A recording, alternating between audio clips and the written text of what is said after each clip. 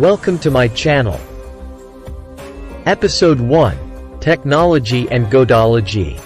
In order to build a proper financial journey, understanding of derivative strategy is the most important and critical part. Let us try to understand it with the help of an analogy. Technology and Godology are two aspects that generally do not go together. But in reality, they complement each other. When we talk about technology, first thing comes into our mind is science. What is science? Obvious answer could be it is a subject that can explain why, how, what on different physical happenings we observe day in and day out. The word science came from the Latin word scientia, means knowledge. Any other subject mostly documents happenings, not the reasoning. Science adds value to claim it has explanation. There are too many divisions possible in science. Core divisions are physics, chemistry, mathematics. One may spontaneously take the name of biology in this series. Wait, I will come back to that.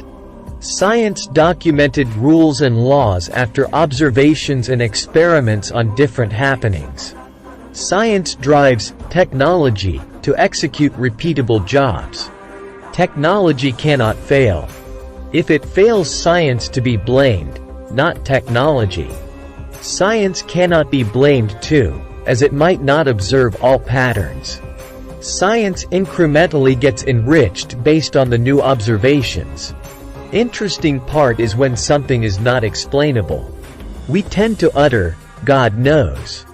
Theology changes when something goes out of syllabus. Godology picks up from there and takes control. Most of the time human behavior is they start believe in God when they are in real trouble. Now what is biology? Biology is a derivative subject driven by technology and Godology. Medical practitioners are often found to be theists. They act per natural science theories. At the same time believe in supernatural power too. Human body is one derivative product. Human body is the most complicated instrument. You cannot predict all the time how one human body will behave. You have explanation. Call that part as known, technology. No explanation. Call that part as unknown, Godology. But one thing is certain, that life starts and life ends for every human body. In between it will have growth and degrowth. We just try to manage to get best out of it during the life cycle. This is true for any derivative product. Derivative product is cyclic. Starts with sum of two values.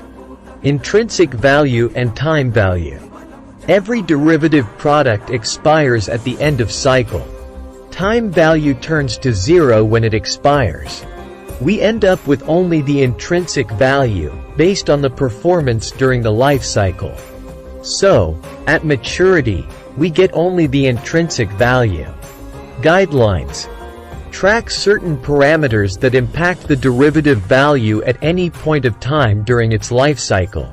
Underlying asset value. Environment macro. Delta growth or degrowth in relation with underlying asset. Rate of change on delta.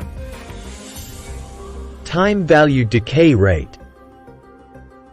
Derivative value never moves in direct proportion with underlying asset value. In financial capital market, the primary Greeks that drive derivative price movements are: 1. Delta, defined as rate of change in price with respect to value of underlying asset. 2. Gamma, defined as rate of change in delta. 3. Theta, defined as rate of change in price with respect to time. 4. Vega, defined as rate of change in price with respect to volatility of underlying asset. 5. Rho, defined as rate of change in price with respect to central bank interest rate. That's it for today. Hope it's a good start. Thanks for watching. Please add your comments to this video.